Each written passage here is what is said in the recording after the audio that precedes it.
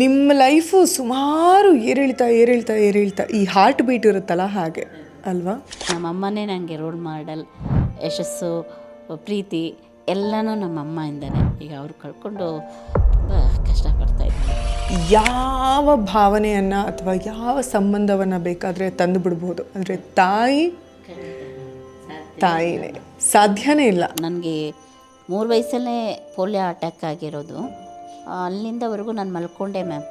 ಊಟ ಮಾಡೋದು, ಬಟ್ಟೆ ಹಾಕೋದು ಎಲ್ಲನೂ ನಮ್ಮ ಪೇರೆಂಟ್ಸೇ ನೋಡ್ತಾಯಿದ್ರು. ಝೊಮ್ಯಾಟೊ ಈಗ 2 ವರ್ಷ ಹೆಂಗೆ ಅದೇ ಈಗ ನಂಬಲ್ಲ ಮ್ಯಾಮ್. ಅಲ್ಲಿಗೆ ನನಗೆ 2,000 ರೂಪಾಯಿ ನಾನು ಕಟ್ಟಬೇಕಾಗಿತ್ತು. ಯಾವುದು ಝೊಮ್ಯಾಟೊ ಜಾಯ್ನ್ ಆಗಬೇಕಂದ್ರೆ.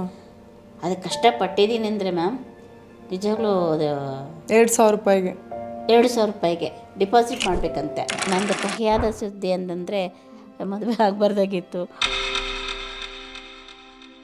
ಲೈಫ್ ಹಂಗೆ ಸುಮ್ಮನೆ ಹೋಗ್ತಾ ಇರುತ್ತೆ ಅಷ್ಟೇ. ಈಗ ಏರುಪೇರು ಬಟ್ ಏನೂ ನಿಲ್ಲಲ್ಲ.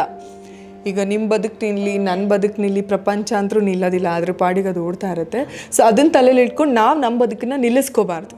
ನಮ್ಮಮ್ಮ ಹೇಳ್ಕೊಟ್ಟಿರೋದು, ಏನೇ ಕಷ್ಟ ಬಂದ್ರೂ ಸಾಯೋವರೆಗೂ ಕಷ್ಟನ ಎದುರಿಸ್ಬೇಕು ಅಂತ ಹೇಳ್ತಾಯಿದ್ರು. ಸತ್ತೋದ್ರೆ ಇವಳಿಗೇನೋ ಆಗೋಯ್ತು ಹೊರ್ಟೋದ್ರು ಏನೋ ಅಂತಾರೆ. ನಾವು ಮಾತಿಗೆ ಅವಕಾಶ ಕೊಡಬಾರ್ದು. ಮತ್ತು ಅಪಾರ್ಟ್ಮೆಂಟಲ್ಲೆಲ್ಲ ಇದ್ದರೆ ಹೋಗೋದು ಕಷ್ಟ ಆಗುತ್ತೆ. ಸೊ ಅವರು ನೀವು ಯಾಕೆ ಬರೋಕ್ಕೆ ಹೋದ್ರಿ, ನಿಮ್ಮ ಯಾರು ಕೆಲಸಕ್ಕೆ ಇದು ಮಾಡಿದ್ರು, ಆಗಲ್ಲ ಅಂತ ಯಾಕೆ ಬಂದಿದ್ದೀರಾ, ಹಂಗೆ ಕೆಲವರು ಹೇಳಿದ್ರು. ಅನ್ನೋರು ಇದ್ದಾರೆ, ಆ ಥರ ಅಂದಿದ್ದಾರೆ ಮ್ಯಾಮ್. ನಾವು ಈ ಥರ ಇರೋದು ನಮ್ಮ ಶಾಪ ಏನಿಲ್ಲ, ದೇವ್ರು ಕೊಟ್ಟ ವರ ಅಂದ್ಕೊಂಡು ನಾವು ಹೋಗ್ತಿದ್ದೀವಿ. ಬಟ್ ನಾವು ಬಂದರೆ ಅಪೋಷಕ್ನ ಒಂಥರ ಮಾಡ್ತಾರೆ. ಅದು ಯಾಕೆ?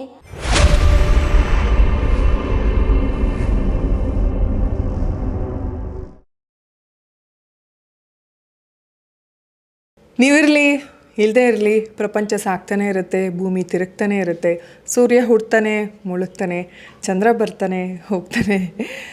ಆದರೆ ನಮ್ಮ ಕಷ್ಟಗಳು, ನಮ್ಮ ದುಃಖಗಳು, ನಮ್ಮ ಸಂತೋಷಗಳು, ನಮ್ಮ ಸೋಲು ಗೆಲುವು ಇದೆಲ್ಲದನ್ನು ಕೇಳೋದಕ್ಕೆ ಯಾರಾದರೂ ಒಬ್ಬರು ಬೇಕು. ಅದನ್ನು ಬಗೆಹರಿಸೋದಕ್ಕೆ ಯಾರಾದರೂ ಬೇರೆಯವ್ರು ಬಂದು ಬಗೆಹರಿಸ್ಬೇಕು ಅನ್ನೋ ಎಕ್ಸ್ಪೆಕ್ಟೇಷನ್ ಏನಾದರೂ ಇಟ್ಕೊಂಡಿದ್ರೆ ಅದು ಖಂಡಿತ ಸಾಧ್ಯ ಇಲ್ಲ ಅನ್ನೋದು ನನ್ನ ವಾದ. ನಮ್ಮ ಸಮಸ್ಯೆಗಳನ್ನು ನಾವೇ ಬಗೆಹರಿಸ್ಕೋಬೇಕು. ನಮ್ಮ ಜೀವನದಲ್ಲಿರೋ ಸವಾಲುಗಳನ್ನು ನಾವೇ ಧೈರ್ಯವಾಗಿ ಎದುರಿಸ್ಬೇಕು ಅಂತ ಹೇಳ್ತಾ, ಇವತ್ತು ಅಮೃತ್ ನೋನಿ ಆರ್ಥೋ+ ರವರು ಹೆಮ್ಮೆಯಿಂದ ಅರ್ಪಿಸ್ತಿರುವಂತಹ ಇರೋದೊಂದು ಲೈಫ್ ಕಾರ್ಯಕ್ರಮಕ್ಕೆ ನಿಮ್ಮೆಲ್ಲರಿಗೂ ಸ್ವಾಗತ ಕೋರ್ತಾ ಇದ್ದೀನಿ. ನಮಸ್ಕಾರ, ನಾನು ನಿಮ್ಮ ಪ್ರೀತಿಯ ಅದಿತಿ ಪ್ರಭುದೇವ. ಇನ್ನು ಸೋಷಿಯಲ್ ಮೀಡಿಯಾ ಅಂದ ತಕ್ಷಣ ನಾವು ಯಾವ ವಿಷಯದ ಬಗ್ಗೆ ಜಾಸ್ತಿ ನೋಡ್ತೀವೋ ಅದನ್ನೇ ರೆಕಮೆಂಡ್ ಮಾಡೋದಕ್ಕೆ ಸ್ಟಾರ್ಟ್ ಮಾಡುತ್ತೆ. ಸೊ ನನ್ನ ಇತ್ತೀಚಿನ ಈ ಒಂದು ಪಾಡ್ಕಾಸ್ಟ್ ಜರ್ನಿ ಶುರು ಆದಮೇಲೆ ಸುಮಾರು ಗ್ರ್ಯಾಟಿಟ್ಯೂಡ್ ಅಥವಾ ಕಷ್ಟದಿಂದ ತುಂಬ ಚಂದ ಮೇಲೆ ಬಂದಿರುವಂತಹ ಅದ್ಭುತ ವ್ಯಕ್ತಿತ್ವಗಳನ್ನು ನಾನು ನೋಡ್ತಾ ಇದ್ದೀನಿ. ಸೊ ಅದೇ ರೀತಿ ನನಗೆ DS ಕನ್ನಡಿಗ ಅನ್ನುವಂಥ ಒಂದು ಪೇಜಿಂದ ರೆಕಮೆಂಡ್ ಆಗಿದ್ದಂಥದ್ದು ಒಬ್ಬರು ಪ್ರೊಫೈಲ್. ಸೊ ಫಸ್ಟ್ ಆ ಪ್ರೊಫೈಲ್ ನೋಡಿದ ತಕ್ಷಣ ಆ ರೀಲ್ ಸ್ಟಾರ್ಟ್ ಆದಾಗಿಂದ ಮುಗಿಯೋ ಅಷ್ಟರಲ್ಲಿ ನನ್ನ ಮನಸ್ಸಲ್ಲಿ, ನನ್ನ ತಲೆಯಲ್ಲಿ ಹಲವಾರು ಭಾವನೆಗಳು ಪರಪ ಅಂತ ಮೂಡಿ ಅವ್ರನ್ನ ಭೇಟಿ ಆಗಲೇಬೇಕು ಅಂತ ಅನ್ನಿಸ್ತು. ಹಾಗಾಗಿ ಅವ್ರನ್ನ ನಮ್ಮ ಕಾರ್ಯಕ್ರಮಕ್ಕೆ ಕರೆಸಿದ್ದೀವಿ. ಮಂಜುಳಾ ಮ್ಯಾಮ್ ನಮಸ್ತೆ. ಹೇಗಿದ್ದೀರಾ? ತುಂಬ ಚೆನ್ನಾಗಿದೆ ಮ್ಯಾಮ್. ತುಂಬ ಖುಷಿ ಆಯಿತು ನಿಮ್ಮನ್ನು ನಮ್ಮ ಕಾರ್ಯಕ್ರಮದಲ್ಲಿ ನೋಡಿ. ನಿಮ್ಮ ತುಂಬ ಖುಷಿ ಆಯಿತು. ನನ್ನ ರೀಲ್ ನೋಡಿದ ತಕ್ಷಣವೇ ನಾನು ಇವ್ರನ್ನ ಮಾತಾಡಿಸ್ಲೇಬೇಕು ಅಂಥೇಳಿ ಇಮ್ಮಿಡಿಯೇಟಾಗಿ ಟೀಮ್ಗೆ ಹೇಳಿ ಅವರು ನಿಮ್ಮನ್ನು ಕನೆಕ್ಟ್ ಮಾಡಿದರು. ನೀವು ಕೂಡ ಪ್ರೀತಿಯಿಂದ ಬಂದ್ರಿ. Thank you so much.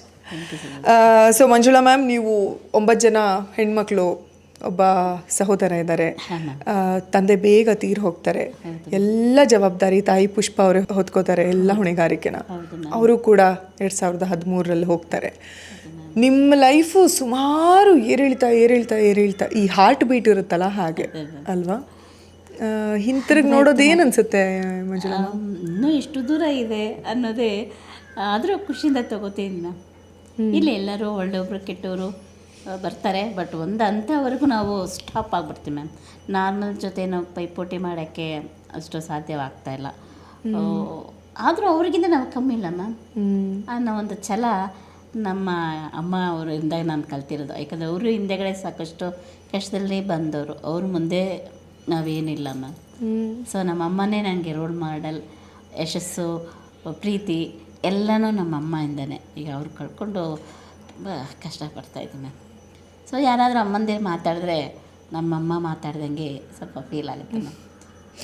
ನನಗೂ ಸುಮಾರು ಸಲ ಅನಿಸುತ್ತೆ ಲೈಫಲ್ಲಿ ಯಾವ ಭಾವನೆಯನ್ನು ಅಥವಾ ಯಾವ ಸಂಬಂಧವನ್ನು ಬೇಕಾದರೆ ತಂದು ಬಿಡ್ಬೋದು, ಅಂದರೆ ತಾಯಿ ಖಂಡಿತ ಮ್ಯಾಮ್, ತಾಯಿನೇ, ಸಾಧ್ಯನೇ ಇಲ್ಲ. ಅಷ್ಟು ನಿಷ್ಕಪಟದಿಂದ, ನಿಷ್ಕಲ್ಮಶದಿಂದ, ನಿಸ್ವಾರ್ಥದಿಂದ ಪ್ರೀತಿ ಮಾಡುವಂಥ ಜೀವ ನಮ್ಮ ಬದುಕಲ್ಲಿ ಬರೋದಕ್ಕೆ ಸಾಧ್ಯನೇ ಇಲ್ಲ. ಖಂಡಿತ ಇಲ್ಲ ಮ್ಯಾಮ್. ಅದು ಮತ್ತೆ ಪಡೆಯೋಕ್ಕೂ ಆಗಲ್ಲ ಅನ್ನೋವಾಗ ಇಲ್ಲೋ ಒಂದು ಮನಸ್ಸು ನಮ್ಮಮ್ಮ ನಮ್ಮ ಜೊತೆ ಇದ್ದಾರೆ ಅನ್ನೋದು ತೃಪ್ತಿ ಈಗಲೂ ಇದೆ. ಹೌದು ಹೌದು, ತಾಯಿ ಎಲ್ಲಿದ್ರು ಆಶೀರ್ವಾದ ನಿಮ್ಮ ಮೇಲೆ ಇರೋದಕ್ಕೆ ಅನ್ಸುತ್ತೆ. ಬಹುಶಃ ಇಷ್ಟೆಲ್ಲ ಕಷ್ಟಗಳು ನೋಡಿದ್ರು ನಿಮ್ಮ ಮುಖದಲ್ಲಿ ಒಂದು ನಗು ಇದೆ, ಬದುಕು ಅಂತ ಛಲ ಕಾಣಿಸ್ತಿದೆ. ಅದೇ ಅಲ್ವಾ ಬದುಕು. ನಮ್ಮಮ್ಮ ಮ್ಯಾಮ್ ನನಗೆ ಅವ್ರಿಗೂ ಪಾಪ 2 ಸತಿ ಆಕ್ಸಿಡೆಂಟ್ ಆಯಿತು. ಚಕ್ಲಿ ನಿಪ್ಪಟ್ಲು ಮಾಡಿ ಸಿಮೆಣ್ಣೆ ವ್ಯಾಪಾರ ಮಾಡಿನೇ ಇರೋ ಮಕ್ಕಳು ಹೆಣ್ಮಕ್ಳೆಲ್ಲ ಒಂದು ಹಂತಕ್ಕೆ ತಂದು ಅವರನ್ನು ಫ್ಯಾಮ್ಲಿ ಸೆಟ್ ಮಾಡಿಬಿಟ್ರು. ಅವ್ರ ಕಷ್ಟಗಳು ನೋಡಿದೆ, ನನಗೂ ಆ ಕಷ್ಟ ಕೊಡಬಾರ್ದು ಅನ್ನೋದಕ್ಕೆ ನನ್ನ ಇಂಡಿಪೆಂಡೆಂಟಾಗಿ ಬೆಳೆಸಿದ್ರು ಮ್ಯಾಮ್. ಅದಾ ನಿಜ. ಬಟ್ ಒಂದು ಹಂತಕ್ಕೆವರೆಗೂ ಹಂಗೆ ಹೋಗೋಕ್ಕಾಗಿದೆ, ಒಬ್ಬಳೇ ಇರೋಕ್ಕೂ ಕಷ್ಟ ಆಗ್ತಾಯಿತ್ತು. ನೀವು ಓದಿದ್ರಿ, ಟೆಂತ್ ಮುಗಿಸ್ಕೊಂಡ್ರಿ, ಅದಾದಮೇಲೆ ಏನು ಅದಾದಮೇಲೆ ಟ್ರೈನಿಂಗ್ಗಳು ಜಾಸ್ತಿ ಮಾಡಿದೆ ಮ್ಯಾಮ್. ಒಂದು ಏನಿಲ್ಲ ಅಂದ್ರೆ 15-20 ಟ್ರೈನಿಂಗ್ಸ್ ಮಾಡಿದ್ದೀನಿ. ಎಲೆಕ್ಟ್ರಾನಿಕ್ ಕೋರ್ಸು ಮತ್ತು APD ನೀವು ಕೇಳಿರಬೇಕು, ಫಿಸಿಯೋಥೆರಪಿ ಎಲ್ಲ. ಅವರು ನನಗೆ 3 ವಯಸ್ಸಲ್ಲೇ ಪೋಲಿಯೋ ಅಟ್ಯಾಕ್ ಆಗಿರೋದು. ಅಲ್ಲಿಂದವರೆಗೂ ನಾನು ಮಲ್ಕೊಂಡೆ ಮ್ಯಾಮ್. ಊಟ ಮಾಡೋದು, ಬಟ್ಟೆ ಹಾಕೋದು ಎಲ್ಲನೂ ನಮ್ಮ ಪೇರೆಂಟ್ಸೇ ನೋಡ್ತಾಯಿದ್ರು. ಆಮೇಲೆ APD ಕಡೆಯಿಂದ ಫ್ರೀ ಆಪ್ರೇಷನ್ಗಳೆಲ್ಲ ಮಾಡ್ತಾರಲ್ಲ ಮ್ಯಾಮ್, ಅದರಿಂದ ಸ್ವಲ್ಪ ಕೂತ್ಕೊಳ್ಳೋಕ್ಕೆ ನನ್ನ ಕೆಲಸ ನಾನು ಮಾಡ್ಕೊಳ್ಳೋಕ್ಕೆ ಅದೆಲ್ಲ ಒಂದು ಹಂತಕ್ಕೆ ಬಂದು ಕ್ಯಾಲಿಫರ್ವರೆಗೂ ಬಂದ್ವಿ ಮ್ಯಾಮ್. 3 ವರ್ಷಕ್ಕೆ ಪೋಲಿಯೋ ಅಟ್ಯಾಕ್ ಆಗಿರೋದು ಅಂದರೆ ನಿಮಗೆ ಕರೆಕ್ಟಾಗಿ ಬುದ್ಧಿ ಅದೇ ತಿಳಿದಾಗಿಂದನೂ ನಿಮಗೆ? ಅಲ್ಲಿಂದ ಇಲ್ಲಿವರೆಗೂ ಹೀಗೇನೆ ಮ್ಯಾಮ್, ಮಲ್ಕೊಂಡೇ ಇದ್ದೆ. ಒಂದು 15 ವರ್ಷ ಇರಬೇಕು ನಾನು ಆವಾಗ. ಆಗ ಕುತ್ಕೊಂಡು ಅಲ್ಲಿವರೆಗೂ ನನ್ನ ಊಟ ನಾನೇ ಮಾಡೋದು, ಅಲ್ಲಿವರೆಗೂ ಮಾಡಿದೆ. ನೀವು ಕೇಳ್ಪಟ್ಟಿರ್ಬೋದು, ಹೆಸರಾಂತದ ಮೇಲ್ಕೋಟೆ ಅನ್ನೋ ಮಂಡ್ಯ ಡಿಸ್ಟಿಕ್ಕು, ಮೇಲ್ಕೋಟೆ ನಾರಾಯಣ, ಪಾಂಡವಪುರ ಅಲ್ಲಿ ನಾನು ಹಾಸ್ಟೆಲಲ್ಲಿ ಅಮ್ಮ ಬಿಟ್ಟಿದ್ರು. ನನಗೆ ಜ್ಞಾಪಕ ಇದ್ದಂಗೆ 5ನೇ ಕ್ಲಾಸಲ್ಲಿ ಓದ್ತಿದ್ದೆ ನಾನು. ಎತ್ತಿನ ಗಾಡಿಯಲ್ಲೇ ಸ್ಕೂಲ್ ಕರ್ಕೊಂಡು ಹೋಗೋರು ಬರೋರು, ಬಟ್ಟೆ ಊಟದ ವ್ಯವಸ್ಥೆ ಎಲ್ಲ ಅವ್ರದ್ದೇ. ಅಲ್ಲೊಂದು 2 ವರ್ಷ ಇದೆ ಮ್ಯಾಮ್.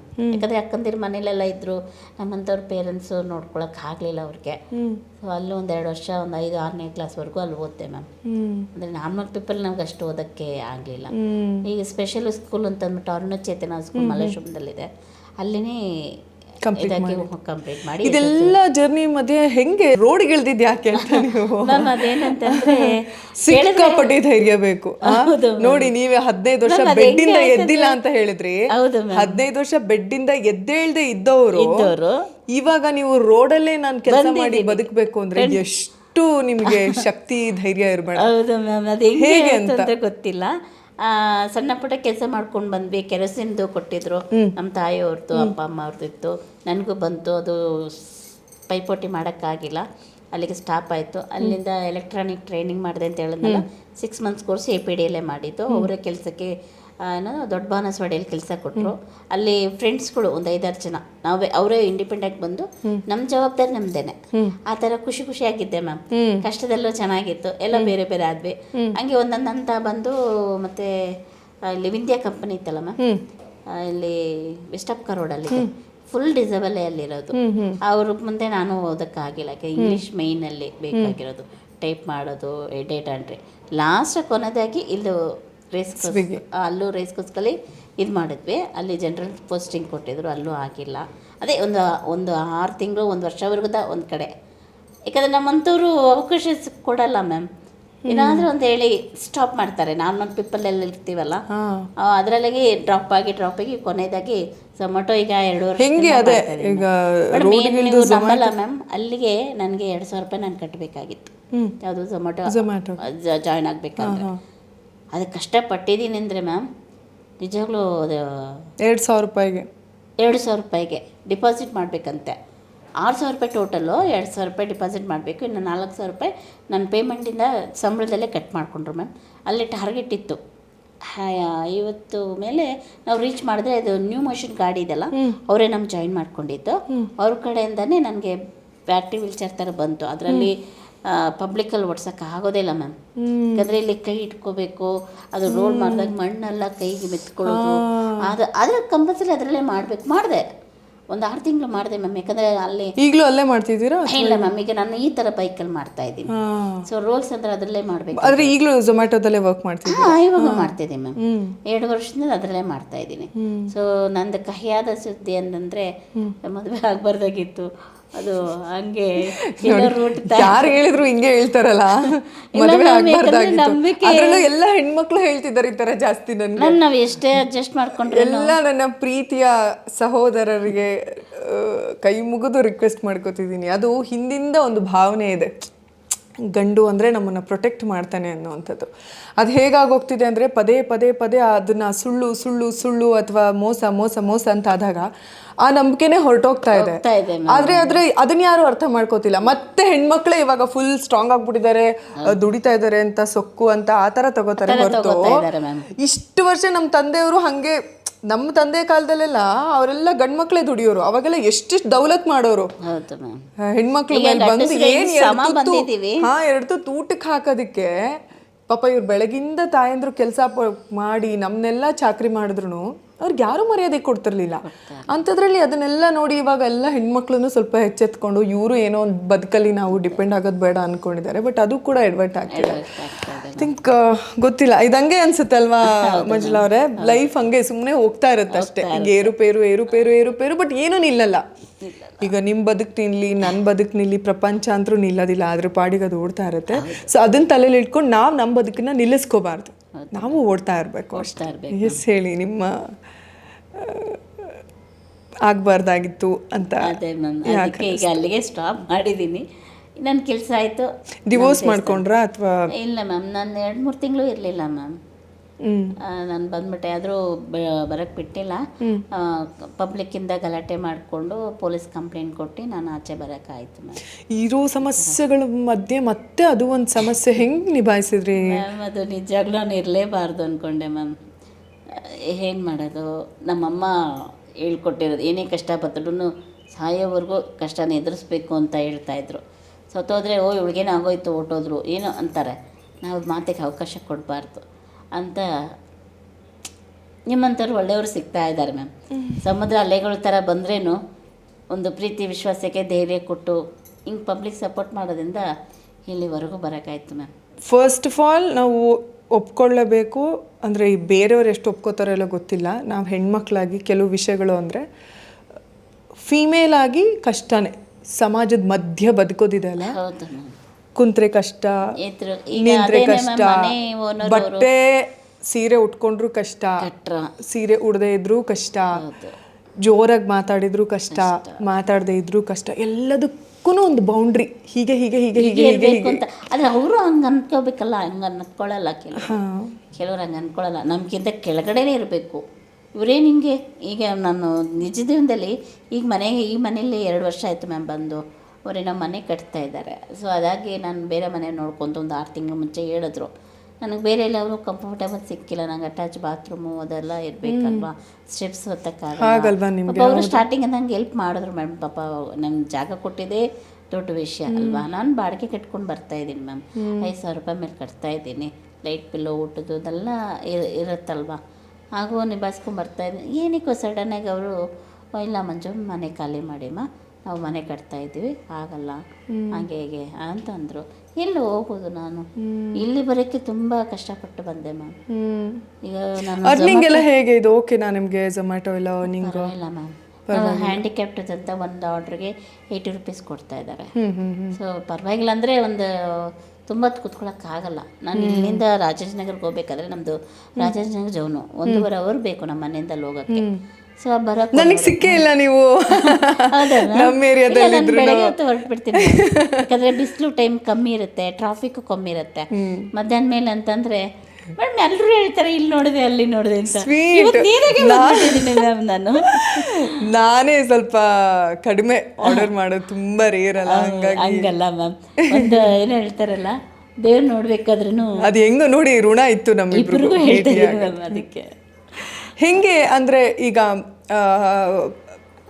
ಝೊಮ್ಯಾಟೊ ನೀವು ಪ್ರಾರಂಭ ಮಾಡಿದ್ರಿ, ಆರಂಭದ ದಿನಗಳು ಹೆಂಗಿತ್ತು ಅಂತ? ಫಸ್ಟ್ ಆರ್ಡರ್ ತುಂಬ ಕಷ್ಟ ಮ್ಯಾಮ್. ಅದು ಕಲ್ತ್ಕೋಬೇಕು ಅಂದಾಗ ನಮ್ಮ ಫ್ರೆಂಡ್ ಒಬ್ಬರು ಮುನ್ಸ್ವಾಮಿ, ಅವರು ಡಿಸೇಬಲ್ಲೇ. ಸೊ ಅವ್ರ ಮುಖಾಂತರ ನನಗೆ ಇಂಗ್ಲೀಷ್ ಅಷ್ಟು ಕ್ಯಾಚ್ ಮಾಡೋಕ್ಕೆ ಬರಲ್ಲ. ಸೊ ಪ್ರಾಕ್ಟಿಕಲಾಗಿ ಅವ್ರು ಹೇಗೆ ಮಾಡ್ತಾರೆ ಹೆಂಗಂಗೆ ಆ್ಯಕ್ಚುಲಿ ಅವ್ರಿಗೆ ಕನ್ನಡ ಬರಲ್ಲ, ನನಗೆ ಇಂಗ್ಲೀಷ್ ಬರಲ್ಲ. ಅದನ್ನು ನೋಡ್ಕೊಂಡು ರೂಟ್ ಹೆಂಗೆ ಹೋಗುತ್ತೋ ಅವ್ರ ಹಿಂದೆನೇ 2-3 ದಿವಸ ನಾನು ರೌಂಡ್ ಹೊಡೆದೆ ಮ್ಯಾಮ್. ಅದರಿಂದ ಒಂಚೂರು ಕಲಿಯೋಕ್ಕಾಯ್ತು. ಪಬ್ಲಿಕ್ಕು ಸಪೋರ್ಟ್ ಮಾಡ್ತಾರೆ ಮ್ಯಾಮ್, ಏನು ತೊಗೊಂಬಂದು ಕೊಡಬೇಕು, ಮತ್ತು ಅಪಾರ್ಟ್ಮೆಂಟಲ್ಲೆಲ್ಲ ಇದ್ದರೆ ಹೋಗೋದು ಕಷ್ಟ ಆಗುತ್ತೆ. ಸೊ ಅವರು ನೀವು ಯಾಕೆ ಬರೋಕ್ಕೆ ಹೋದ್ರಿ, ನಿಮ್ಮ ಯಾರು ಕೆಲಸಕ್ಕೆ ಇದು ಮಾಡಿದ್ರು, ಆಗಲ್ಲ ಅಂತ ಯಾಕೆ ಬಂದಿದ್ದೀರಾ, ಹಂಗೆ ಕೆಲವರು ಹೇಳಿದ್ರು. ಅನ್ನೋರು ಇದ್ದಾರೆ ಆ ಥರ ಅಂದಿದ್ದಾರೆ ಮ್ಯಾಮ್, ಅಂದಿದ್ದಾರೆ. ಅಂದರೆ ಅವರು ನಮ್ಮ ಕರ್ನಾಟಕದ ಜನ ಅಲ್ಲ, ಬೇರೆ ಊರಿಂದ ಬಂದ ಕರ್ನಾಟಕ ಜನ ಎಷ್ಟೊಂದು ಜನ ಹೆಲ್ಪ್ ಮಾಡ್ತಾರೆ. ಅದು ನಾನು ಸುಮ್ಮನೆ ಹೇಳ್ಬಾರ್ದು, ಕೆಲವರು ಇಲ್ಲ ಒಬ್ಬೊಬ್ಬರು ಇರ್ತೇ ಇರ್ತಾರೆ, ಇರಲೇಬೇಕು. ಸೊ ಅವ್ರಿಗೆ ನನ್ಗೆ ಹೇಳಿ, ಸೊ ನಾವು ನಮ್ಮದು ಝೊಮ್ಯಾಟೊ ಟೀಮ್ ಇರುತ್ತಲ್ಲ, ಅವ್ರು ಕಾಲ್ ಮಾಡ್ತೀವಿ, ಅವ್ರು ಮಾತಾಡ್ಕೊತಾರೆ ಮ್ಯಾಮ್. ನಾವು ಅಷ್ಟಾಗಿ ಫೋರ್ಸಾಗಿ ಮಾತಾಡೋಕ್ಕೆ ಹೋಗಲ್ಲ. ಒಂದು ರಿಕ್ವೆಸ್ಟ್ ಮಾಡಿ ನಾವು ಕೇಳ್ಕೊಬೋದು, ನಮ್ಮದು ಕೆಲಸ ಹೊಟ್ಟೆ ಪಾಡಲ್ವಾ, ಇನ್ನೊಂದು ದುಡಿಬೇಕಲ್ವ ಅಂತ ರಿಕ್ವೆಸ್ಟ್ ಮಾಡ್ಕೋತೀವಿ.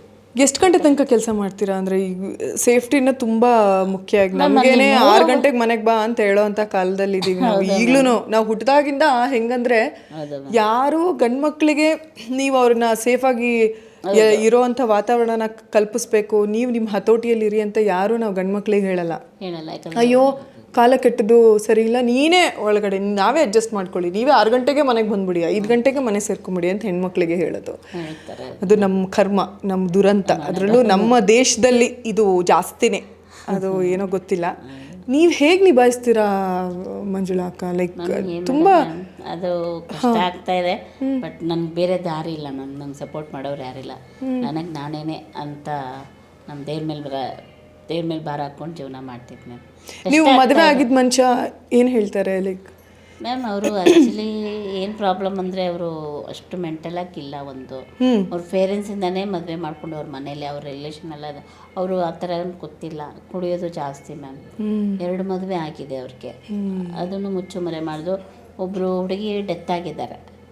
ಇನ್ನು ನಾನು ಅಲ್ಲಿ ಹೋಗಿ ಆದ್ಮೇಲೆ ಬೇರೆ ಬೇರೆ ಕಡೆಯಿಂದ ಹೇಳಿದ್ರು.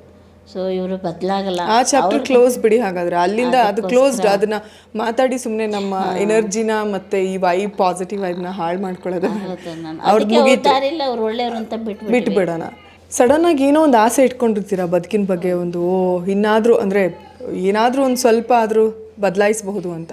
ಸಡನ್ನಾಗಿ ಮತ್ತೆ ಅದೊಂದು ಏಟು ಹೆಂಗೆ ಅಂದರೆ, ನಾನು ಯಾಕೆ ಹೇಳ್ತೀನಿ ಅಂದರೆ, ಸುಮಾರು ಸಲ ನಾವುಗಳು ನಮ್ಮ ಬದುಕಲ್ಲೇ ಪುಟ್ಟದಾಗ ಏನೇ ವ್ಯತ್ಯಾಸ ಆದ್ರೂ ಅಯ್ಯೋ ನೆಕ್ಸ್ಟ್ ಏನು, ಮುಂದೆ ಏನು ಮಾಡೋದು ಅಂತ ಒಂಥರ ಸ್ಟ್ರಕ್ಕದಾಗ ಆಗುತ್ತೆ ತಲೆಗೆ. ನನಗೂ ಆಗಿದೆ ಅದು ಸುಮಾರು ಸರಿ.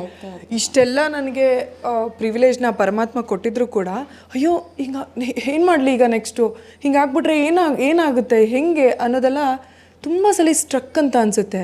ನೀವು ಹೆಂಗೆ ಓವರ್ಕಮ್ ಆದ್ರಿ ಅದನ್ನು ಅಂತ? ಮ್ಯಾಮ್ ಅದೇನಂದರೆ, ಅವರು ಆ ಥರ ಮಾಡಿದ್ದಕ್ಕೆ ಅವರು ಪದೇ ಹೇಳೋರು, ನೀನು ಈ ಮಾತು ಯಾವಾಗಲೂ ಯಾರ ಹತ್ರ ನಾನು ಕೇಳಿದವಳೇ ಅಲ್ಲ, ನಾನು ಹ್ಯಾಂಡಿಕ್ಯಾಪ್ಟು, ನೀನು ಏನು ಕುಂಟಿ ಅಂತ ಒಂಥರ ಮಾತಾಡೋರು. ನಿನಗೆ ಹಂಗಿರ್ಬೇಕಾದ್ರೆ ನನಗೆ ಹೆಂಗೆ, ನಾನು ನೀನು ಕಟ್ಕೊಂಬಂದಿರೋನು, ನಾನು ಹೇಳ್ದಂಗೆ ನೀನು ಕೇಳಬೇಕು ಅಂತ ಮಾಡಿ ಮೇಲೆ 3 ಅಂತಸ್ತು ಮಾಡಿ ಮೇಲೆ ಬಿಟ್ಟಿದ್ರು ಮ್ಯಾಮ್. ನನ್ನ ಗಾಡಿ ಇದ್ರೇನು ವೀಲೆಲ್ಲ ತೆಗೆದ್ಬಿಟ್ಟು ನನ್ನ ಗಾಡಿಯಲ್ಲೇ ಅವ್ರ ಕೆಲ್ಸಕ್ಕೆ ಹೋಗೋ, ಅವ್ರದ್ದು 2-3 ಗಾಡಿ ಇದ್ರೇನು ನನ್ನ ಗಾಡಿಯಲ್ಲೇ ಹೋಗೋರು. ಈ ಥರ ತುಂಬ ಪ್ರೇಟ್ ಮಾಡ್ತಾ ಇರೋದು. ಇವ್ರಿಗಿಂತ ನಾನೇನು ಕಮ್ಮಿ ಇಲ್ಲ, ಇವ್ರು ಯಾಕೆ ಹಿಂಗೆ ಮಾಡ್ತಾರೆ, ನಾನು ಬೆಂಗಳೂರಲ್ಲಿ ಎಷ್ಟು ಸ್ವತಂತ್ರವಾಗಿದ್ದವಳು, ನಾನು ಈ ಥರ ಮಾಡಿ ಕರ್ಕೊಂಬಂದ್ರೆ ಅವ್ರಿಗಿಂತ ಒಂದು ಕೈ ಮೇಲಾಗಿ ನಾನು ಬದುಕು ತೋರಿಸ್ಬೇಕು ಅನ್ನೋದೊಂದು ಛಲ ನನಗೆ ಅವಾಗ. ಸುಮ್ಮನೆ ಕಾರಣನಿಂದ ಮೊಡಿಯೋದು ಅಂದರೆ ಏನು ಮ್ಯಾಮ್?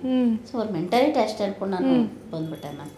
ಅವ್ರಿಗಿಂತ ಚೆನ್ನಾಗಿ ಬದುಕು ತೋರಿಸ್ಬೇಕು, ನಮ್ಮ ಲೈಫಲ್ಲೂ ಏನೋ ಒಂದು ನಡಿದೇನೂ ಹೋಗಲಿ ಪರವಾಗಿಲ್ಲ ಅಂತ ಖುಷಿಯಾಗಿ ನಾನು. ಈ ಥರ ನಾರ್ಮಲ್ ಆಗಿರೋ ಹೆಣ್ಮಕ್ಳಿಗೆ ಅಂದರೆ ಸುಮಾರು ಜನ ಪಾಪ ತುಂಬ ಸ್ಟಕ್ ಆಗಿಬಿಟ್ಟಿರ್ತಾರೆ ಲೈಫಲ್ಲಿ, ಏನು ಮಾಡಬೇಕು ಅಂತ ಗೊತ್ತಾಗಲ್ಲ. ಆ್ಯಂಡ್ ಸುಮಾರು ಜನ ನಾವೇ ಕಾರಣ ಕೊಟ್ಕೊಂಡ್ಬಿಡ್ತೀವಿ ಹೆಣ್ಮಕ್ಳು. ಅಯ್ಯೋ ನನಗೆ ಓದು ಇಲ್ಲ, ಅಯ್ಯೋ ನಂಗೆ ಹೊರಗಡೆ ಬದುಕೋದು ಗೊತ್ತಿಲ್ಲ, ಅಯ್ಯೋ ಸಮಾಜ ಏನನ್ನತ್ತೋ ಏನೋ, ಅಯ್ಯೋ ಗಂಡ ಬಿಟ್ಟವಳು ಅನ್ನತ್ತೋ ಏನೋ. ಇದೆಲ್ಲ ಪ್ರಶ್ನೆಗಳು ಸುಮಾರು ಹೆಣ್ಮಕ್ಳು ಸಾಯೋವರೆಗೂ ಕಷ್ಟಗಳನ್ನ. ನರ್ಕ ಮ್ಯಾಮ್, ಇದ್ರೇನೂ ಕಷ್ಟ, ಇಲ್ಲ ಅಂದರೆ ಅದು ಡಬಲ್ ಕಷ್ಟ. ಸೊ ಹಂಗ ಫೇಸ್ ಮಾಡಿಕೊಂಡು ಅಂಥವ್ರಿಗೆ ಏನು ಹೇಳ್ತೀರಾ ನೀವು ಅಂತ ಅಂದರೆ, ಅಂಥವ್ರಿಗೆ ನಮ್ಮನೇಲೂ ಒಂದು ಮಗು ಇದ್ದರೆ, ಈ ಥರ ಪೊಸಿಷನ್ ಇದ್ದರೆ ಏನು ಮಾಡ್ಕೋಬೇಕು ಅಂತ ಅವರೇ ಪ್ರಶ್ನೆ ಹಾಕೋ ಮ್ಯಾಮ್. ನಾವಾಗಿ ಅದು ಸರಿ ಮಾಡ್ಕೊಳಕ್ಕೆ ಬರೋಲ್ಲ. ಈಗ ಕಳ್ಳ ಮಾಡ್ತಾನಂದರೆ ಅವನಾಗ ತಿದ್ಕೊಂಡ್ರೇ ಅದು ಸರಿ ಬರೋದು ಅಲ್ಲ. ನನಗೆ ಗೊತ್ತಿರುತ್ತೆ ಹೇಳ್ತಾರೆ. ನಾವು ಈ ಥರ ಪರಿಸ್ಥಿತಿ ಬರಬಾರ್ದು ಯಾರಿಗೂ. ಬಂದರೆ ಸಪೋರ್ಟ್ ಮಾಡಬೇಕು ಹೊರತು ಚುಚ್ಚು ಮಾತು ಹೇಳ್ಬಾರ್ದು ಅಲ್ವಾ. ನಾವು ಈ ಥರ ಇರೋದು ನಮ್ಮ ಶಾಪ ಏನಿಲ್ಲ, ದೇವ್ರು ಕೊಟ್ಟ ವರ ಅಂದ್ಕೊಂಡು ನಾವು ಹೋಗ್ತಿದ್ದೀವಿ. ಬಟ್ ನಾವು ಬಂದರೆ ಆ ಪುಷಕ್ನ ಒಂಥರ ಮಾಡ್ತಾರೆ. ಅದು ಯಾಕೆ? ನಾವು ಹೆಣ್ಮಕ್ಳು, ನೀವು ಮನೇಲೂ ಹೆಣ್ಮಕ್ಳು ಇದ್ದಾರೆ, ಆ ಥರ ಎಲ್ಲ ನೋಡಿ ನೋಡಿ ಬೇಜಾರಾಯಿತು. ಅವ್ರಿಗಿಂತ ಒಂದು ಕೈ ಮೇಲೆ ಬರ್ಬೇಕು ನಾನು ಅಷ್ಟೇ.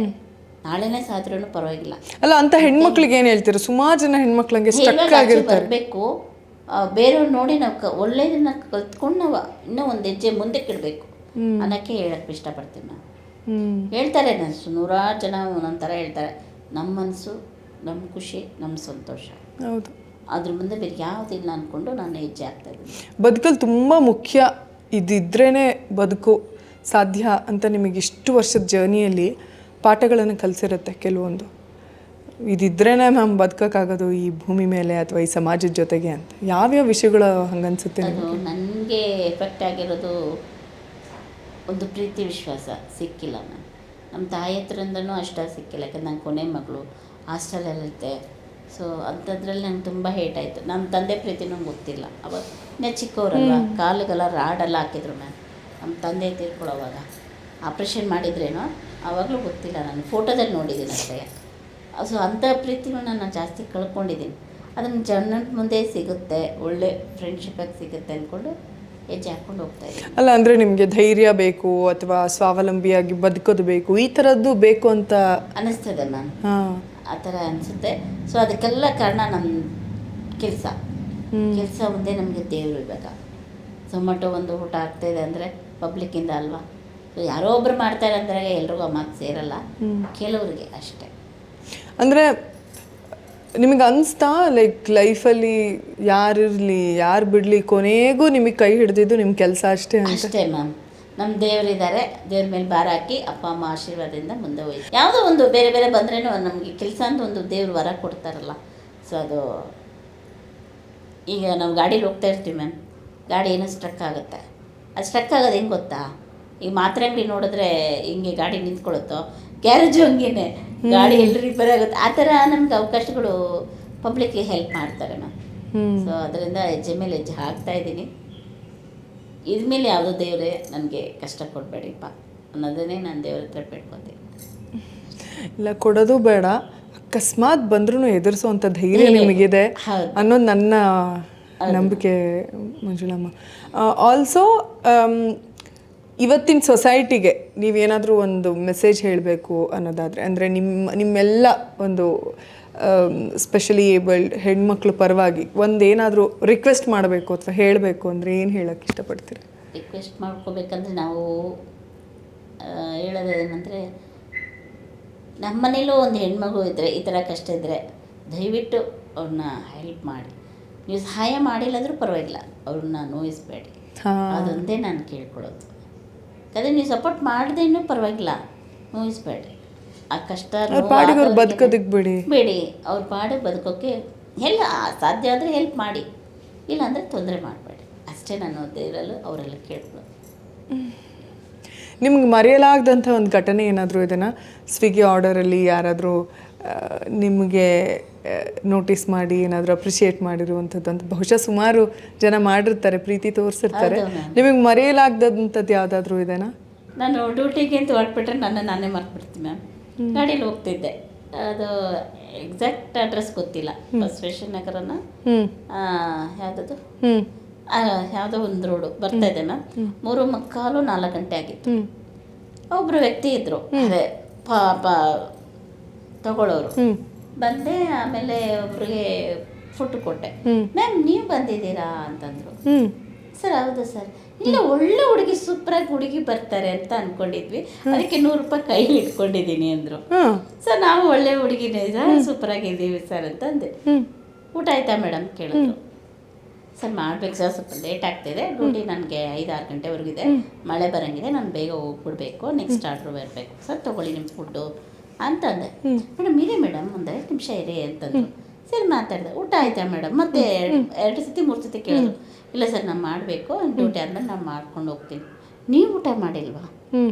ನಮ್ಗೆಲ್ರಿಗೂ ಊಟ ತೊಗೊಂಬಂದು ಕೊಡ್ತೀರಾ, ಹೆಣ್ಣು ಹುಡುಗಿ ಆ ಥರ ಈ ಥರ ಇರೋರು ಊಟ ಮಾಡಿಲ್ವಾ ಅಂತಂದ್ಬಿಟ್ಟು 100 ರೂಪಾಯಿ ಬದಲು 1,100 ರೂಪಾಯಿ ಏರ್ಸಿದ್ರು ಮ್ಯಾಮ್ ಫೋನ್ಪೇ ಮಾಡೋಕ್ಕೆ. ನಾನು ಸರ್ ಇಲ್ಲ ಸರ್ ಬೇಡ ಸರ್ ಪರವಾಗಿಲ್ಲ. ಯಾಕೆ ಬೇಡ?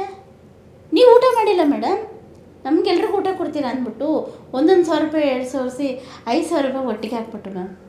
ನಂಗೆ ಆಗಿರೋ ಖುಷಿ ನನಗೆ, ಸರ್ ನಾನು ಊಟ ಮಾಡ್ತೀನಿ ಸರ್ ಪರವಾಗಿಲ್ಲ, 100 ರೂಪಾಯಿ ಕೊಟ್ಟಲ್ಲ ಅಷ್ಟೇ ಸಾಕು ಸರ್. ಇಲ್ಲ ಮೇಡಮ್ ನೀವು ಊಟ ಮಾಡಿ. ಅದು ನನಗೆ ಎಷ್ಟು ಖುಷಿ ಕೊಡ್ತು ಅಂದರೆ, ಕೊಟ್ಟರು ಅದು ಗೊತ್ತಾಯ್ತು. ಅದು ಒಂದು ಪ್ರೀತಿ. ಹೌದೌದು. ಒಂದು ಅಂತಂದಿಗೆ ಹುಡುಗಿಗೆ ಟೆಸ್ಟ್ ಮಾಡಿದ್ದಾರೆ ಏನೋ ಗೊತ್ತಿಲ್ಲ ದೇವರು. ಸರ್ ಬೇಡ ಸರ್ ನೀವು ಸುಮ್ಮನೆ ಹೇಳ್ತೀರಿ. ಇಲ್ಲ ನಿಮ್ಮ ನಂಬರ್ ನನಗೆ ಗೊತ್ತು, ನೋಡಿ ಫೋನಲ್ಲಿ ನೋಡಿ ಅಂದರು. ನಾನು ಇವ್ರೇನೋ ಅಂತಾರೆ ನೋಡಿದೆ 5,000 ರೂಪಾಯಿ ಕೊಟ್ಟಿದ್ದಾರೆ ಮ್ಯಾಮ್. ಮೇಡಮ್ ನೀವು ಊಟ ಮಾಡಿಲ್ಲ ಮೇಡಮ್. ಸರ್ ನಾನು ಮಾಡ್ತೀನಿ ಸರ್, ನಾನು ಊಟ ಮಾಡೋಕ್ಕೆ 50 ರೂಪಾಯಿ ಸಾಕು ಸರ್. ಅಂದರೆ ನೀವು ಊಟ ಮಾಡಿ, ಹೊಟ್ಟೆ ತುಂಬ ಊಟ ಮಾಡಬೇಕು, ನೀವು ಚೆನ್ನಾಗಿದ್ರೆ ನನಗೆ ಖುಷಿ ಅಂತ ಅಂದ್ಬಿಟ್ಟು ಮ್ಯಾಮ್. ಅಯ್ಯೋ ಅದೇ ನನಗೆ ಫಸ್ಟ್ ಆಗಿರೋದು. ಅದು ಎಷ್ಟು ಅಂದರೆ 2 ವರ್ಷ ಆದಮೇಲೆ ಈ ಥರ ಒಬ್ಬರನ್ನ ವ್ಯಕ್ತಿ ನಾನು ಫಸ್ಟ್ ಟೈಮ್ ನೋಡಿದ್ದು ಮ್ಯಾಮ್. ಅವ್ರು ಕೊಟ್ಟರು, ಜಾಸ್ತಿ ಕೊಟ್ಟರು ಅಂತಲ್ಲ, ಅವ್ರು 1 ರೂಪಾಯಿ 100 ರೂಪಾಯಿ ಕೊಟ್ಟರು ನಮಗೆ ತುಂಬ ಖುಷಿ ಆಗೋದು.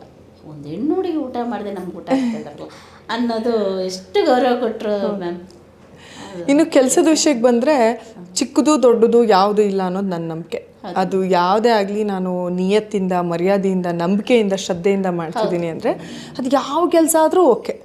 ನಾನು ಇವಳು ನಾನೇ ಅಕ್ಕಿ ಕೆಲಸ ಮಾಡಲಿ, ಅಥವಾ ನಾನು ಹೆಣ್ಣು ಹುಡುಗಿ ನಾನೇ ಅಕ್ಕಿ ಕೆಲಸ ಮಾಡಲಿ, ಅಯ್ಯೋ ನನಗೆ ಈ ಕೆಲಸ ಆಗುತ್ತಾ, ಈ ಥರ ತುಂಬ ಡೌಟ್ಗಳಿರುತ್ತೆ ನಮಗೆ. ನಮ್ಮ ಬಗ್ಗೆ ನಮಗೆ ಅನುಮಾನ, ಬೇರೆಯವ್ರಿಗೆ ನಮ್ಮ ಬಗ್ಗೆ ಅನುಮಾನ ಅಥವಾ ಏನಂತಾರೆ ಇವಳ ಕೈಯಲ್ಲಿ ಸಾಮರ್ಥ್ಯ ಇದೆನಾ ಅನ್ನೋ ಪ್ರಶ್ನೆಗಿಂತ ಎಷ್ಟು ಸಲ ನಮಗೆ ನಮ್ಮ ಮೇಲೆ ನಂಬಿಕೆ ಇರೋದಿಲ್ಲ.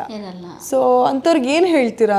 ನಿಮ್ಮ ನಂಬಿಕೆ ಹೆಂಗೆ, ನೀವು ಹೆಂಗೆ ಆ ಗಟ್ಟಿತನನ ಬೆಳೆಸ್ಕೊಂಡ್ರಿ? ಏನಾಗುತ್ತಾ, ಮನಸ್ಸು ತುಂಬ ನೋವಿರುತ್ತೆ. ಸೊ ಅದರಲ್ಲಿ ಏನೇ ಬಂದರೂ ನಾನು ಸಾಧಿಸ್ಬೋದು ಅನ್ನೋದು ಛಲ ಬರುತ್ತೆ ಮ್ಯಾಮ್. ಅಂಥವ್ರಿದ್ರೆ ಮಾತ್ರ ಇದನ್ನು ಸಾಧನೆ ಮಾಡೋಕ್ಕಾಗೋದು ಅನ್ನೋದು ನನ್ನ ಅಭಿಪ್ರಾಯ. ಇದು ಸರಿಯೇ ತಪ್ಪೋ ಗೊತ್ತಿಲ್ಲ, ಅದು ಅವ್ರವ್ರ ಛಲ ಇಟ್ಕೊಂಡು ಆಚೆ ಬಂದರೆ ಏನು ಬೇಕಾದ್ರೂ ಸಾಧನೆ ಮಾಡ್ಬೋದು ಮ್ಯಾಮ್. ಇಂಥದ್ದೆದಲ್ಲ, ಒಂದು ಮನಸ್ಸು ಹುಡುಗಿ ಮನಸ್ಸು ಮಾಡಿದ್ರೆ ಸಮುದ್ರನೂ ದಾಟ್ಕೊಂಡ್ಬರ್ಬೋದು ಅನ್ನೋದು ನನ್ನ ಆಸೆ.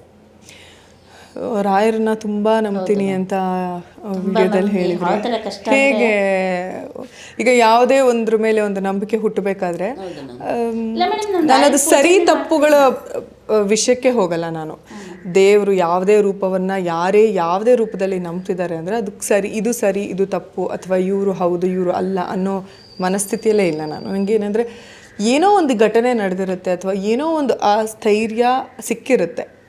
ಹೇಗೆ ಅದು ನಿಮಗೆ ನಂಬಿಕೆ ಪ್ರಾರಂಭ ಆಗಿತ್ತು ಅಂತ? ಮ್ಯಾಮ್ ಒಂದು ಝೊಮ್ಯಾಟೊ ಕೆಲಸ ಮಾಡ್ತಾಯಿದ್ದೆ ಅಂತ ಹೇಳಿದ್ನಲ್ಲ, ಲೂಲು ಮಾಲಲ್ಲೇ ಒಂದು ಕೆಲಸಕ್ಕೆ ಹೋಗಿದ್ದೆ. ಅದೇ ಆರ್ಡ್ರ್ ತರೋಕ್ಕೆ. ಅಲ್ಲಿ ಒಂದು ಹುಡುಗ ವ್ಯಕ್ತಿ ನೋಡಿದೆ. ಅವ್ರ ಹೆಸರು ಹೇಳಲ್ಲ ನಾನು, ಲೂಲು ಮಾಲ್ ಅಂತಲೇ ಅವ್ರ ಹೆಸರು ಹೇಳೋದು. ಒಳ್ಳೆ ಮಗನ ಸಮಾನ. ಆ ವ್ಯಕ್ತಿ ನೋಡಿದೆ. ಅಮ್ಮ ಯಾಕೆ ಈ ಥರ ಕಷ್ಟಪಡ್ತೀರಾ ನೀವು? ಇಲ್ಲಪ್ಪ ಏನು ಮಾಡೋದು, ಈ ಥರ ಕೆಲಸ ಮಾಡಬೇಕು, ಈ ಥರ ಬಾಡಿಗೆ ಕಟ್ಟೋದು, ನನ್ನ ಪರ್ಸ್ನಲ್ಲಿದೆ, ಮತ್ತು ಹಾಸ್ಟ್ಲಿಗೆ ಹೋಗ್ಬೋದಲ್ವಾ, ನೀವು ಯಾಕೆ ಹಾಸ್ಟ್ಲಿಗೆ ಹೋಯ್ತಲ್ಲ, ಬೇಕಾದ್ರೆ ನಾನು ಸೇರಿಸ್ಲಾ ಅಂದೆ. ಇಲ್ಲಪ್ಪ ನಾನು ಅದಲ್ಲ ಹೋಗಲ್ಲ, ಇಂಡಿಪೆಂಡೆಂಟ್ ಆಗಿದ್ದು ನನಗೆ ಅಭ್ಯಾಸ, ಹಾಗೆ ಇರ್ತೀನಿ ಅಂತ. ಆ ಹುಡುಗಂದ ಸ್ಫೂರ್ತಿಯಿಂದ ಅವ್ರು ರಾಯರ ಭಕ್ತರು. ಅವ್ರು ಇದುವರೆಗೂ ಹೇಳ್ಕೊಂಡಿರಲಿಲ್ಲ.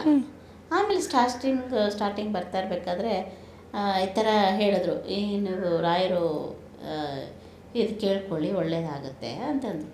ನಾನು ಎಲ್ಲ ವೆಂಕಟೇಶ್ವರ ಮಾಡು, ನಮ್ಮ ಮನೆ ದೇವರು ಮುತ್ತಲ್ಲಮ್ಮ ಎಲ್ಲ ದೇವರು ಬೇಡ್ಕೊಂಡೆ.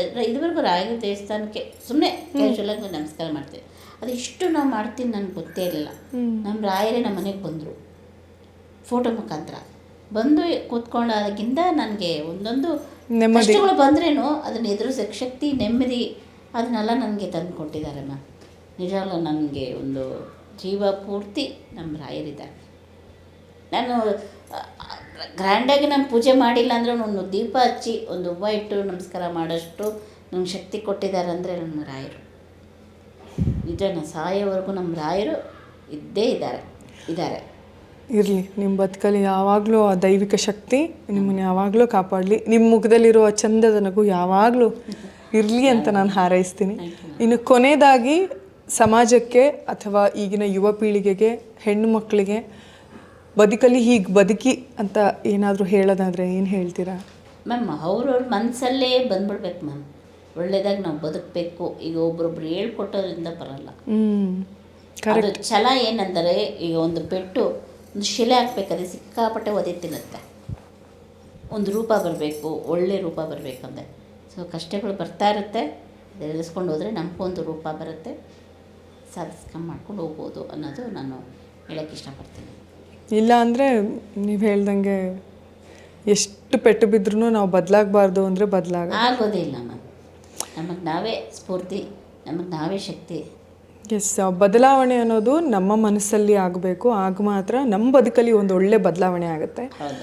ಬೇರೆಯವರಿಂದ ನಾವು ಏನೇ ಒಳ್ಳೇದು ಹೇಳ್ಸಿದ್ರು ಅಥವಾ ಒಳ್ಳೇದು ನೋಡಿದ್ರು ಕೂಡ ಅಂಟಿಲ್ ಆ್ಯಂಡ್ ಅನ್ಲೆಸ್ ನಮ್ಮ ಮನಸ್ಸಲ್ಲಿ ನಾವು ಚೆನ್ನಾಗಿ ಬದುಕಬೇಕು ಅನ್ನೋದು ಬರದೇ ಇದ್ದರೆ ಅದು ಸಾಧ್ಯನೇ ಆಗೋದಿಲ್ಲ ಅಂತ ಬ್ಯೂಟಿಫುಲ್ಲಾಗಿ ಹೇಳಿದ್ದಾರೆ. ಐ ಥಿಂಕ್ ಈ ಇಡೀ ಪಾಡ್ಕ್ಯಾಸ್ಟ್ ನನಗೆ ತಿಳಿಸ್ಕೊಟ್ಟಿದ್ದು ಅದನ್ನೇ. ಹೋಪ್ ಎಲ್ಲರೂ ಕೂಡ ಈ ಪಾಡ್ಕಾಸ್ಟ್ನ ತುಂಬ ನಿಮ್ಮ ಮಾತುಗಳನ್ನು ಇಷ್ಟಪಟ್ಟಿರ್ತಾರೆ ಅಂತ. ಆ್ಯಂಡ್ ಈ ಪಾಡ್ಕಾಸ್ಟಿಗೆ ಬಂದು ಇಲ್ಲಿ ಮಾತಾಡಿದ್ದು ಹೇಗೆ ಅನ್ನಿಸ್ತು? ತುಂಬ ಖುಷಿ ಆಯಿತು ಮ್ಯಾಮ್. ನೀವೆಲ್ಲ ನೋಡಿ ಮ್ಯಾಮ್, ನಿಮ್ಮನ್ನೆಲ್ಲ ನೋಡಿ ಒಂದು ಇನ್ನೂ ಒಂದು ಶಕ್ತಿ ಬಂದಂಗೆ ಆಯಿತು ಮ್ಯಾಮ್. ಎಕ್ಸ್ಟ್ರಾ ಶಕ್ತಿ ಇದೆ, ಅದಕ್ಕಿಂತ ಇನ್ನೂ ಒಂದು ಜಾಸ್ತಿ ಶಕ್ತಿ ಬಂದಂಗೆ ಆಯಿತು. ನೀವು ಸಪೋರ್ಟ್ ಆಗಿದ್ದೀರಾ ಅನ್ನೋದು ನನಗೆ ರಾಯರ ಹತ್ರ ಕೃತಜ್ಞತೆ ಕೇಳೋಕ್ಕೆ ಇಷ್ಟಪಡ್ತೀನಿ ಮ್ಯಾಮ್. Thank you. ಇನ್ನು ನಾನು ಇರೋದೊಂದು ಲೈಫ್ ಅನ್ನುವಂಥ ಈ ಕಾರ್ಯಕ್ರಮವನ್ನು ಪ್ರಾರಂಭ ಮಾಡಬೇಕು ಅಂತ ಅಂದ್ಕೊಂಡ ತಕ್ಷಣ ಈ ಕಾರ್ಯಕ್ರಮದ ವಿಷನ್ ಹೀಗಿರುತ್ತೆ, ಗೆಸ್ಟ್ಗಳನ್ನ ಈ ಥರ ಕರೆಸೋಣ ಅಂತ ಅಂದ್ಕೊಂಡಿದ್ದೀನಿ ಅಂತ ಹೇಳಿದ ತಕ್ಷಣ ಹಿಂದೆ ಮುಂದೆ ಯೋಚನೆ ಮಾಡಿದೆ, ಪ್ರೀತಿಯಿಂದ ಈ ಥರದ ಕೆಲಸಗಳು ನಮ್ಮ ಸಮಾಜಕ್ಕೆ ಬೇಕು. 4 ಜನಕ್ಕೆ ಸ್ಫೂರ್ತಿ, 4 ಜನರ ಮನಸ್ಸಲ್ಲಿ ಬದುಕಲ್ಲಿ ಒಂದು ಪಾಸಿಟಿವಿಟಿ ತುಂಬುವಂಥ ಕೆಲಸಗಳು ಆಗಲಿ ಅನ್ನುವಂಥ ಉದ್ದೇಶದಿಂದ ಅಮೃತ್ ನೋನಿ ಆರ್ಥೋ ಪ್ಲಸ್ ಅವರ ಇಡೀ ತಂಡ ಪ್ರೀತಿಯಿಂದ ಈ ಕಾರ್ಯಕ್ರಮವನ್ನು ಅಪ್ಪಿಕೊಂಡು ಇಲ್ಲಿವರೆಗೂ ಸಪೋರ್ಟ್ ಮಾಡ್ತಾನೆ ಬಂದಿದ್ದಾರೆ.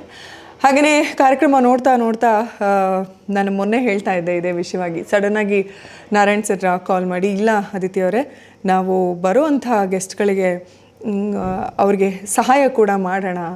ಸುಮಾರು ಜನ ಅಷ್ಟು ಕಷ್ಟಪಟ್ಟು ಪ್ರೀತಿಯಿಂದ ಕೆಲಸ ಮಾಡ್ತಿದ್ದಾರೆ. ಸಹಾಯ ಅನ್ನೋದಕ್ಕಿಂತ ನಮ್ಮ ಕಡೆಯಿಂದ ಒಂದು ಗೌರವಧನವನ್ನು, ಪ್ರೀತಿಯ ಕಾಣಿಕೆಯನ್ನು ಕೊಡೋಣ ಅಂತ ಹೇಳಿದರು. ನನಗೂ ಕೂಡ ಸಿಕ್ಕಾಪಟ್ಟೆ ಖುಷಿ ಆಯಿತು. ಸೊ ಇವತ್ತು ಅಮೃತ್ ನೋನಿ ಆರ್ಥೋ ಪ್ಲಸ್ ಅವ್ರ ಕಡೆಯಿಂದ ಮಂಜುಳಾ ಅಕ್ಕ ನಿಮಗೆ 25,000 ಚೆಕ್. ಇದು ನಿಮಗೆ ಯಾವುದಕ್ಕಾದರೂ ಖಂಡಿತ ಉಪಯೋಗಕ್ಕೆ ಬರುತ್ತೆ. ಖುಷಿಯಾಗಿರಿ, ನೆಮ್ಮದಿಯಾಗಿರಿ. ಈ ಧೈರ್ಯ, ಈ ಛಲ ನಿಮ್ಮನ್ನು ಯಾವತ್ತೂ ಕಾಪಾಡುತ್ತೆ. ಅಮೃತ್ ನೋನಿ ಅವ್ರಿಗೆ ತುಂಬ ಧನ್ಯವಾದ ಹೇಳೋಕ್ಕೆ ಇಷ್ಟಪಡ್ತಾ ಇದ್ದೀನಿ. Thank you so much. Thank you. ಸಿರಿಧಾನ್ಯಗಳಂದರೆ ಸಿಕ್ಕಾಪಟ್ಟೆ ಇಷ್ಟ ಇರುತ್ತೆ ಎಲ್ರಿಗೂ. ಸೊ ಸಿರಿಧಾನ್ಯಗಳನ್ನು ಬಳಸ್ಕೊಂಡು ಮಾಡಿರುವಂಥದ್ದು ಮಿಲೆಕ್ಸ್ ಅವ್ರ ಕಡೆಯಿಂದ ಕೂಡ ನಿಮಗೊಂದು ಪ್ರೀತಿಯ ಕಾಣಿಕೆ. ಬದುಕಲ್ಲಿ ಏನಿರಲಿ ಏನಿಲ್ಲದೆ ಇರಲಿ, ಛಲ ಧೈರ್ಯ ಮಾತ್ರ ನಮ್ಮನ್ನು ಯಾವಾಗಲೂ ಜೀವಂತಿಕೆಯಿಂದ ಇರಿಸುತ್ತೆ. ಸೊ ಹಾಗಾಗಿ ಆ ಛಲ, ಅಂತಹ ಧೈರ್ಯ, ಬದುಕುವಂತಹ ಆಸೆ ನಿಮ್ಮೆಲ್ಲರಲ್ಲೂ ಸದಾ ಇರಲಿ, ಸದಾ ಜೀವಂತಿಕೆಯಿಂದ ಇರಿ ಅಂತ ಹೇಳ್ತಾ ಅಮೃತ್ ನೋನಿ ಆರ್ಥೋ ಪ್ಲಸ್ ರವರು ಹೆಮ್ಮೆಯಿಂದ ಅರ್ಪಿಸಿದಂತಹ ಇರೋದೊಂದು ಲೈಫ್ ಕಾರ್ಯಕ್ರಮದ ಇವತ್ತಿನ ಸಂಚಿಕೆಯನ್ನು ಮುಗಿಸ್ತಾ ಇದ್ದೀನಿ. ಮುಂದಿನ ಸಂಚಿಕೆಯಲ್ಲಿ ಮತ್ತೊಂದು ಸ್ಫೂರ್ತಿಯೊಂದಿಗೆ ನಿಮ್ಮೆಲ್ಲರನ್ನು ಭೇಟಿ ಆಗ್ತೀನಿ. ಅಲ್ಲಿವರೆಗೂ ಆರೋಗ್ಯವಾಗಿರಿ, ನಗ್ತಾ ಇರಿ, ನೆಮ್ಮದಿಯಾಗಿರಿ. ನಮಸ್ಕಾರ.